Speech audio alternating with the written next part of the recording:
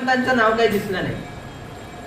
मग तुकाराम महाराज हे हनुमंतांकडे गेले आणि त्यांना म्हणाले की मी यादी बघितली भगवंताची, पण त्याच्यात तुमचं नाव काही दिसलं नाही मला.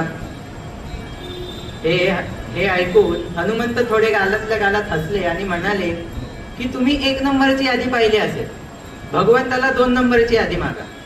मग तुकाराम परत भगवंताकडे गेले आणि त्यांना विचारलं की कोणती 2 नंबरची पण यादी आहे का?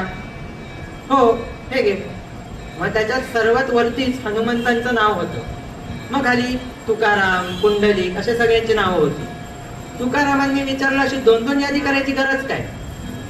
त्यावेळेस भगवंत म्हणाले की 1 नंबरच्या यादीमध्ये त्या भक्तांचं नाव आहे की ज्यांना देव म्हणून मी आवडतो, आणि 2 नंबरच्या यादीमध्ये त्या भक्तांचं नाव आहे जे मला भक्त म्हणून आवडतात. म्हणजे हनुमंतांसारखं व्हायचंय तर कसं व्हायचंय, तर आजच्या युवा पिढीने असं व्हायचं.